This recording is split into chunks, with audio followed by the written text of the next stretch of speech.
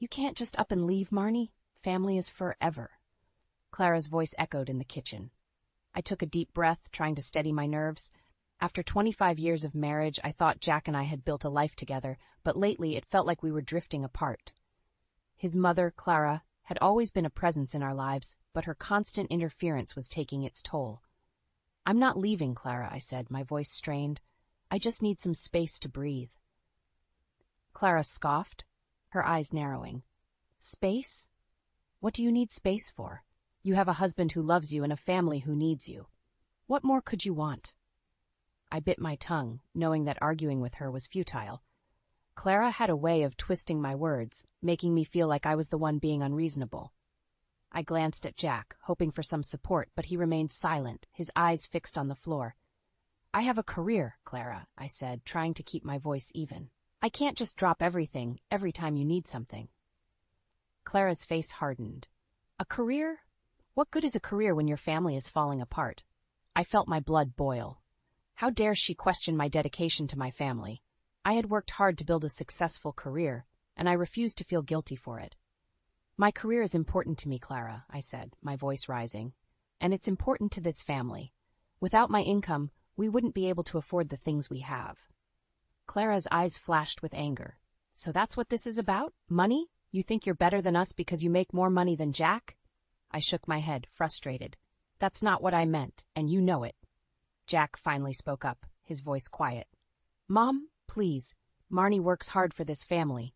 We should be grateful for everything she does. Clara sniffed, her eyes filling with tears. I just don't want to see this family fall apart. Is that so wrong? I sighed, feeling the weight of her words. I knew she meant well, but her constant meddling was suffocating. I needed to find a way to set boundaries without tearing our family apart. No one wants this family to fall apart, Clara, I said, my voice softening. But we need to find a way to make this work for everyone. That means respecting each other's needs and boundaries. Clara's shoulders slumped, and for a moment I thought she might actually listen. But then her eyes hardened again, and she turned to Jack.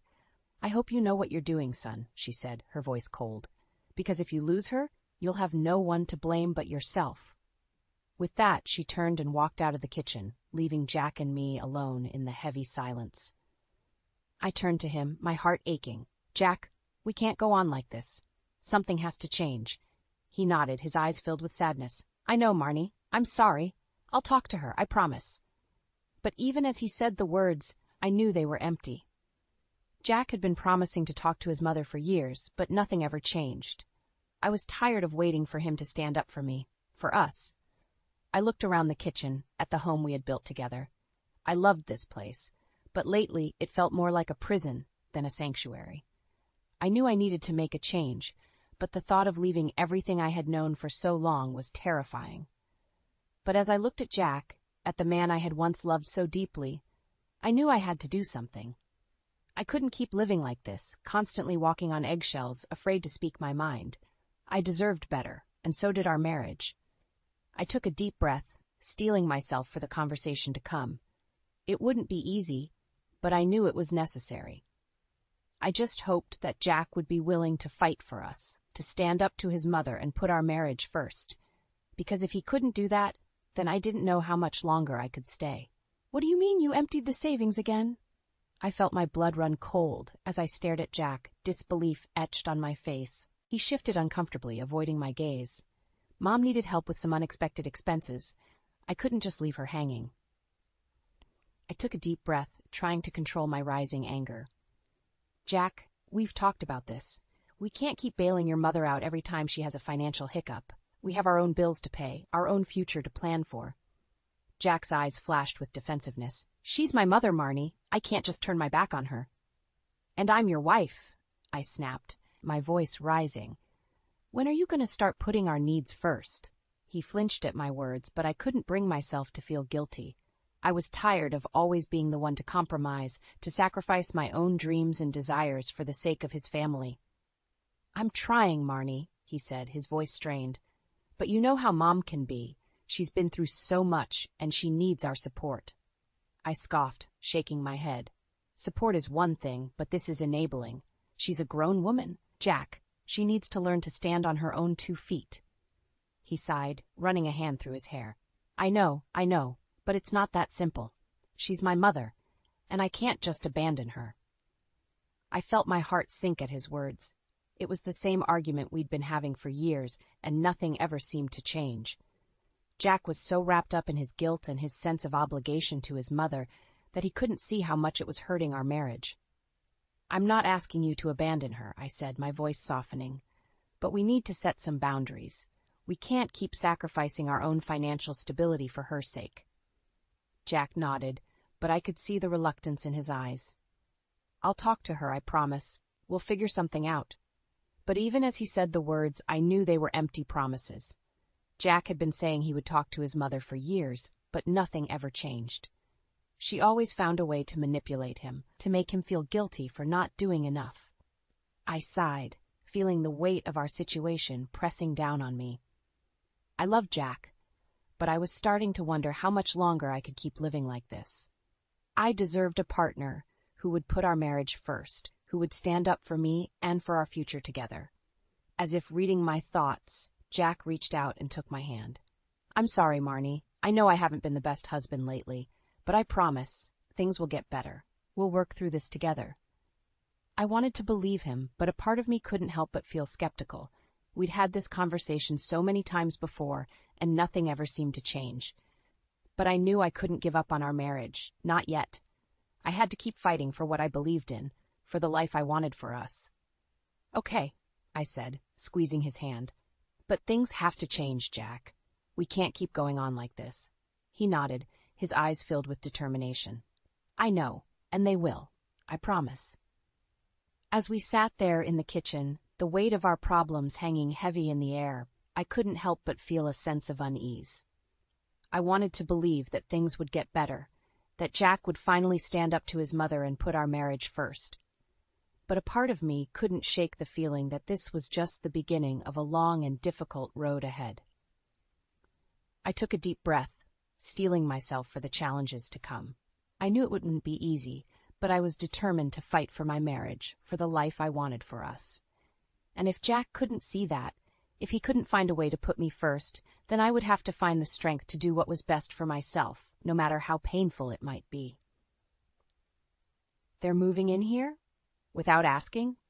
My voice cracked with disbelief as I stared at Jack, my heart pounding in my chest. He shifted uncomfortably, avoiding my gaze. Mom and Dad need a place to stay. Their house needs some repairs, and I thought it would be nice to have them closer to us. I felt my blood boil. Nice for who, Jack? Did you even consider how this would affect me, affect our marriage? He sighed, running a hand through his hair. I know it's not ideal, but they're my parents, Marnie. I can't just turn them away. I shook my head, feeling the weight of his words crushing down on me. I had just returned from a business trip, exhausted and looking forward to some peace and quiet in my own home. Instead, I was greeted with the news that my in-laws were moving in, invading my space, and disrupting my life. This is my home too, Jack, I said, my voice trembling with anger and frustration. You can't just make these decisions without consulting me. He opened his mouth to respond, but before he could say anything, the front door burst open, and Clara walked in, followed closely by Harold. Marnie, dear, you're back, Clara exclaimed, her voice dripping with false sweetness. Isn't it wonderful that we'll all be living together now? I forced a smile, trying to hide my true feelings. It's certainly a surprise, Clara. I had no idea you were planning on moving in. She waved her hand dismissively. Oh, it was all Jack's idea. He's such a good son, always looking out for his family. I glanced at Jack, seeing the guilt and discomfort written all over his face. He knew how much this would upset me, but he had gone ahead with it anyway, putting his parents' needs above our own. As Clara and Harold began to unpack their belongings, I felt my heart sink. This was supposed to be our home, our sanctuary. But now, it felt like a prison, with my in-laws watching my every move and judging my every decision. I tried to keep my composure, but as the days went by, the tension only grew. Clara openly disrespected my space, rearranging my belongings and criticizing my choices. Harold was no better, constantly demanding attention and expecting me to cater to his every need. I found myself retreating to my work, staying late at the office just to avoid going home. But even there, I couldn't escape the stress and anxiety that had taken over my life. One evening, as I sat at my desk, staring blankly at my computer screen, my colleague Sarah walked in. "Marnie, are you okay?" she asked, concern etched on her face. "You've been working late every night this week." I sighed, feeling the weight of my problems crushing down on me. "It's my in-laws," I confessed. "They've moved in with, and it's just been a nightmare." Sarah nodded sympathetically. "I understand. My mother-in-law lived with us for a year after my husband passed away. It was one of the most challenging times of my life." I felt a glimmer of hope at her words. "How did you get through it?" I asked, desperate for any advice or guidance. She smiled sadly. "I had to learn to set boundaries, to stand up for myself and my needs. It wasn't easy, but in the end, it was the only way to preserve my sanity and my sense of self." I nodded, feeling a newfound sense of determination. I knew I couldn't keep living like this, constantly walking on eggshells in my own home. I had to find a way to reclaim my autonomy, to stand up for myself and my marriage. As I drove home that night, I steeled myself for the confrontation that lay ahead. I knew it wouldn't be easy, but I was ready to fight for my happiness, for the life I wanted for myself and for my marriage. And if Jack couldn't see that, if he couldn't find a way to put our needs first, then I would have to find the strength to do what was best for myself, no matter how painful it might be. "I can't live like this, Jack," I whispered, my hands trembling as I sat across from him at the kitchen table. The house was quiet, but the tension between us was deafening. He sighed, running a hand through his hair. "I know it's been difficult, Marnie, but they're my parents. What do you want me to do?" I felt my frustration boiling over. "I want you to stand up for me, for us. Ever since they moved in, it's been one thing after another. My belongings are being moved around, my routines are disrupted, and your mother constantly undermines me." Jack's eyes flashed with defensiveness. "She's just trying to help, Marnie. She means well." I scoffed, shaking my head. "Means well? She's manipulating you, Jack, can't you see that? She's always making snide comments about my job, my cooking, even the way I dress. It's like nothing I do is ever good enough for her." He looked down at his hands, avoiding my gaze. "I know she can be difficult, but she's been through a lot. We need to be patient with her." I felt my heart sink at his words. It was the same excuse he always used, the same way he always justified his mother's behavior. I was tired of being patient, tired of being the one who always had to compromise. "Patient?" I asked, my voice rising.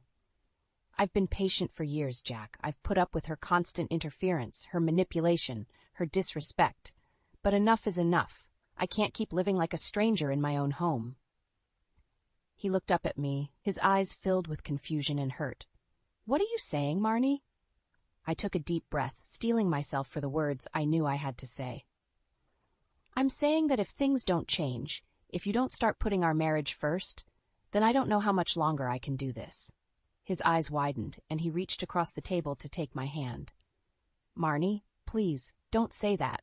I love you and I want to make this work." I pulled my hand away, feeling the weight of my decision pressing down on me. "Then prove it, Jack. Stand up to your mother. Set some boundaries. Show me that you value our marriage as much as I do." He nodded, his eyes filled with determination. "I will, Marnie, I promise. Things will be different from now on." But even as he said the words, I couldn't help but feel a sense of doubt. How many times had he made similar promises in the past, only to fall back into the same old patterns?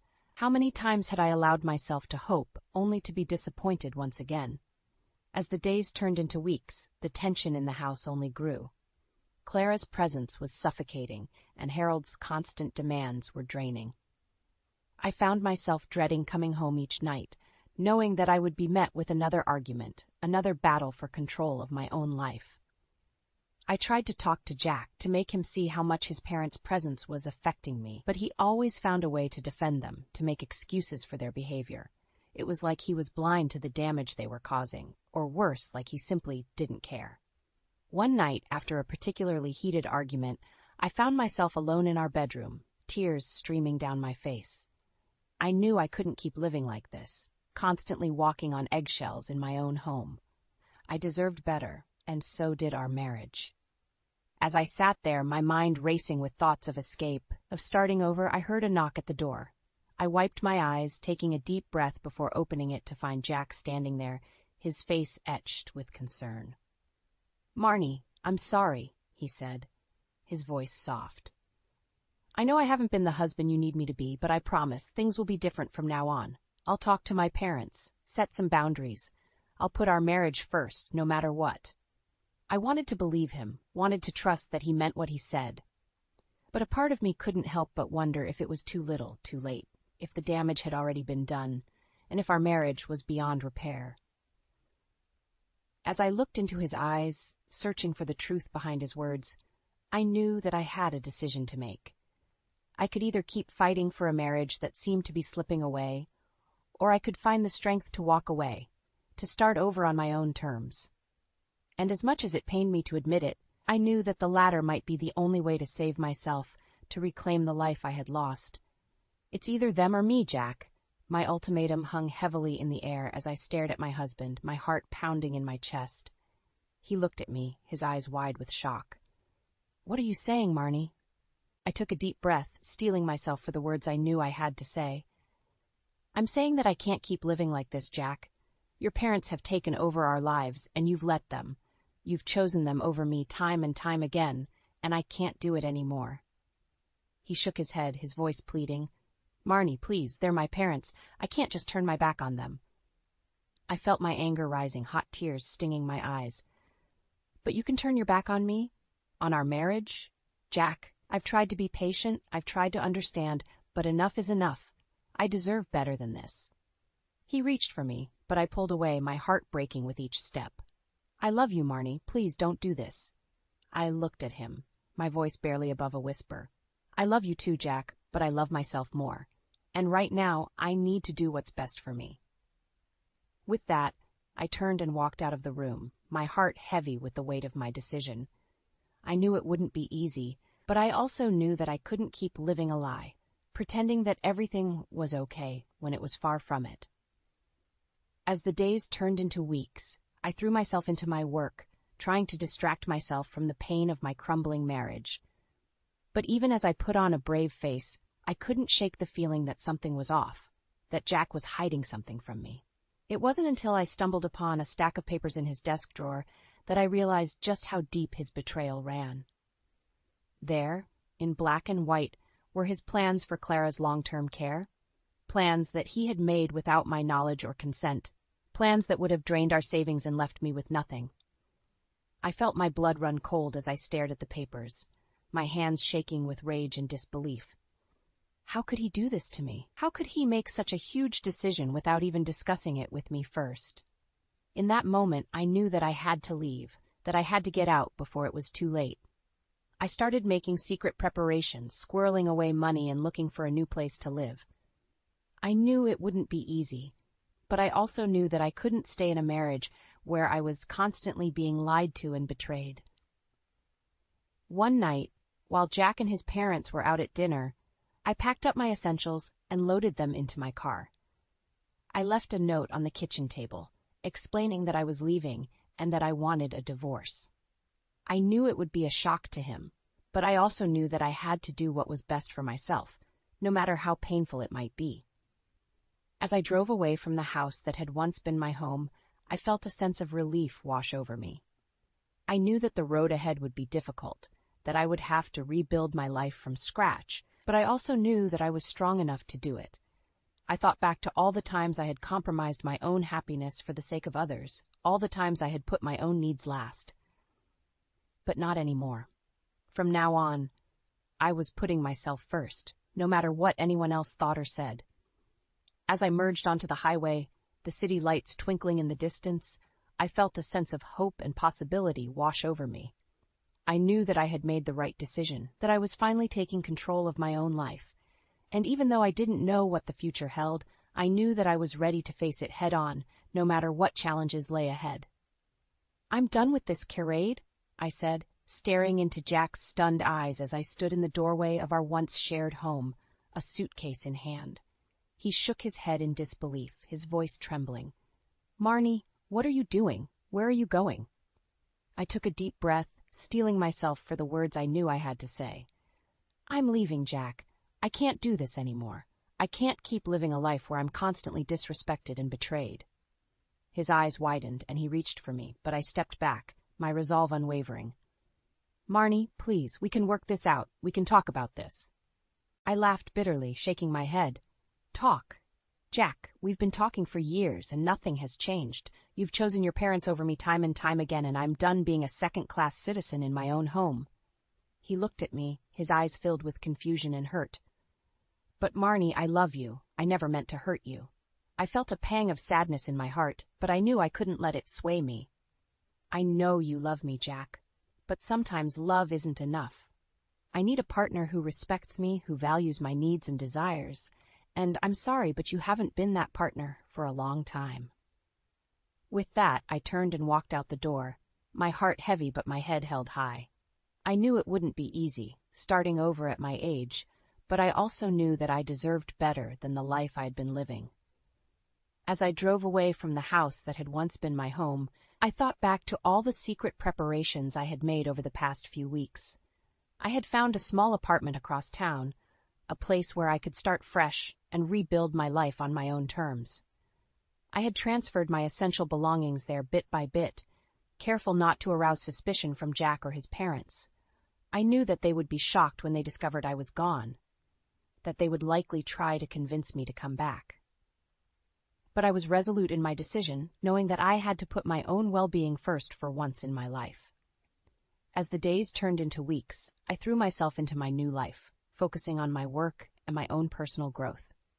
I reconnected with old friends, started taking yoga classes, and even began volunteering at a local women's shelter. For the first time in years, I felt like I was truly living for myself, rather than for someone else's expectations. But even as I embraced my newfound freedom, I couldn't shake the feeling of unease that lingered in the back of my mind. I knew that Jack and his parents wouldn't let me go without a fight, that they would likely try to manipulate me into coming back. And sure enough, one evening as I was leaving work, I found Jack waiting for me in the parking lot, his face etched with desperation.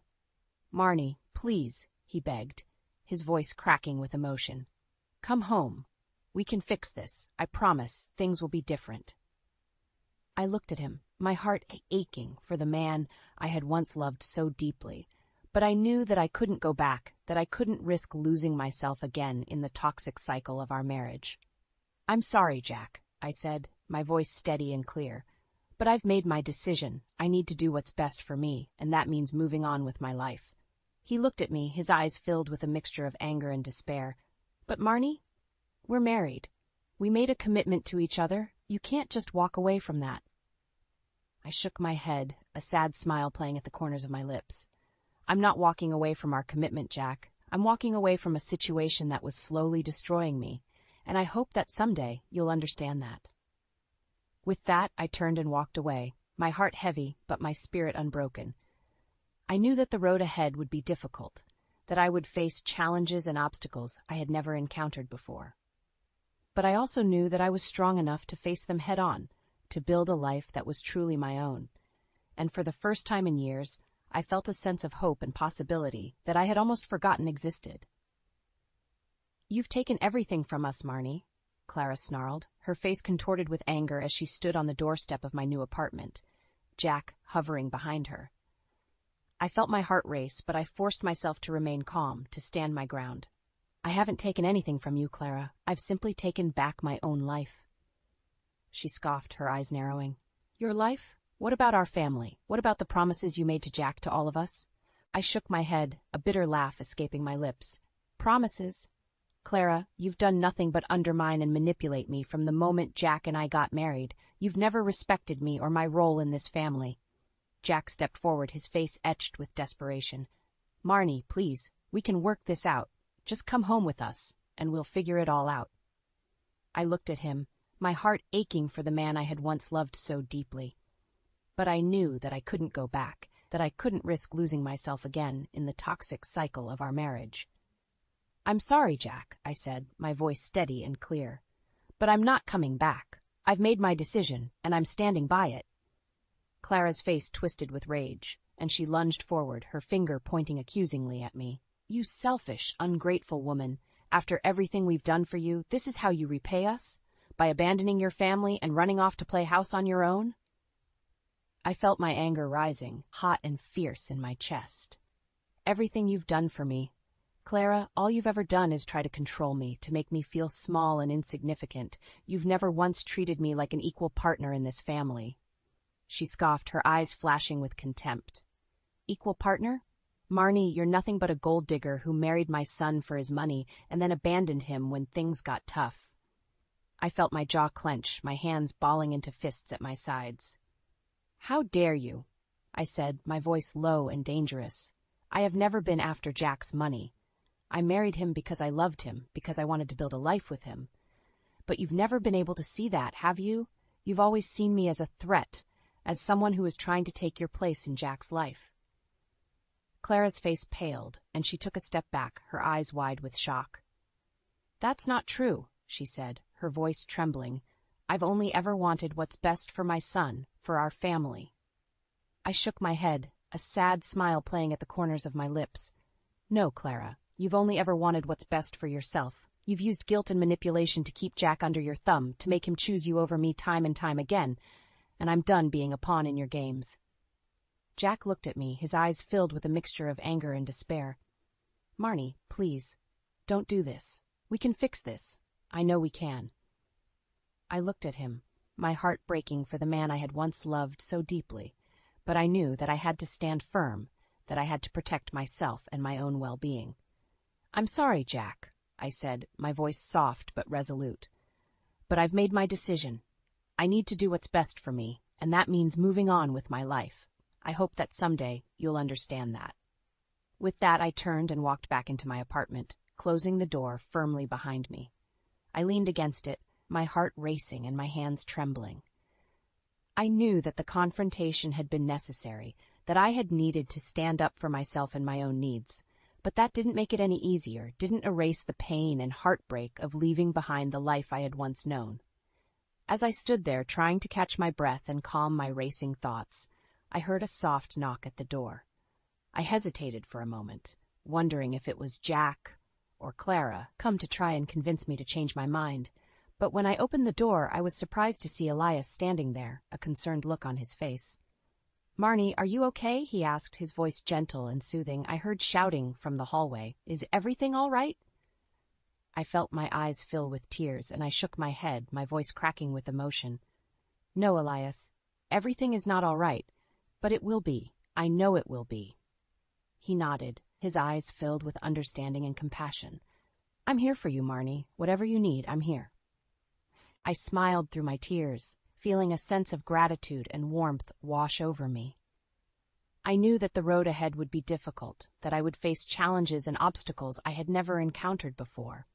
But I also knew that I wasn't alone, that I had people in my life who cared about me and supported me. And for the first time in years, I felt a sense of hope and possibility that I had almost forgotten existed.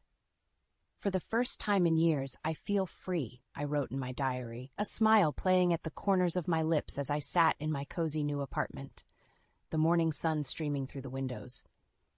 It had been 6 months since I had left Jack and his family, 6 months since I had taken the leap of faith and started over on my own terms. And while it hadn't been easy, I knew that I had made the right decision. In the weeks following my confrontation with Clara and Jack, I had thrown myself into my work, focusing on my career and my own personal growth.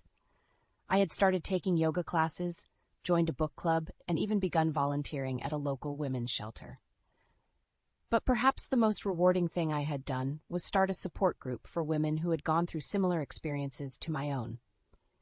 Every week, we would meet at a local community center, sharing our stories and offering each other support and encouragement.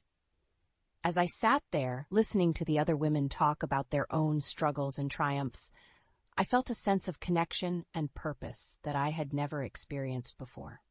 I knew that I wasn't alone, that there were other women out there who had faced the same challenges and come out stronger on the other side.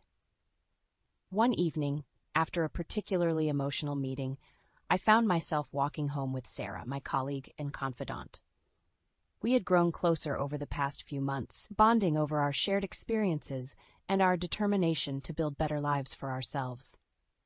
"I'm so proud of you, Marnie," she said, her voice warm and sincere. "You've come so far in such a short time. I know it hasn't been easy, but you've handled everything with such grace and strength." I felt my eyes fill with tears, and I reached out to hug her, feeling a sense of gratitude and warmth wash over me. "Thank you, Sarah," I said, my voice cracking with emotion. "I couldn't have done it without you, without all of you." She smiled, her eyes twinkling with mischief. "Well, I think there's one person in particular who's been a big help to you lately. A certain coworker with a charming smile and a kind heart." I felt my cheeks flush and I looked down at my feet, trying to hide my smile. "Elias has been a good friend," I said, my voice soft and shy. "But that's all it is, a friendship." Sarah raised an eyebrow, her lips twitching with amusement. "Sure, Marnie, whatever you say." I laughed, feeling a sense of lightness and joy that I hadn't experienced in years. I knew that Sarah was right, that there was something special growing between Elias and me. But I also knew that I needed to take things slow, to focus on my own healing and growth before I could even think about starting a new relationship. As I walked into my apartment that night, I couldn't help but feel a sense of pride and accomplishment. I had come so far in such a short time, had faced my fears and taken control of my own life. And while I knew that there would still be challenges and obstacles ahead, I also knew that I was strong enough to face them head-on. I thought back to the life I had once known, to the years I had spent trapped in a toxic and unhealthy marriage. I thought of Jack and Clara, struggling to adjust to their new reality without me, living in a cluttered and chaotic house that they could barely maintain on their own. A part of me felt a twinge of sadness for them, knowing that they were facing the consequences of their own actions and choices. But I also knew that I couldn't dwell on the past, that I had to keep moving forward and building the life that I wanted for myself. As I sat down at my desk, ready to start a new day and a new chapter in my life, I couldn't help but smile. I knew that the road ahead would be long and winding, that there would be ups and downs and twists and turns. But I also knew that I was ready for whatever lay ahead, that I had the strength and the resilience to face anything that came my way.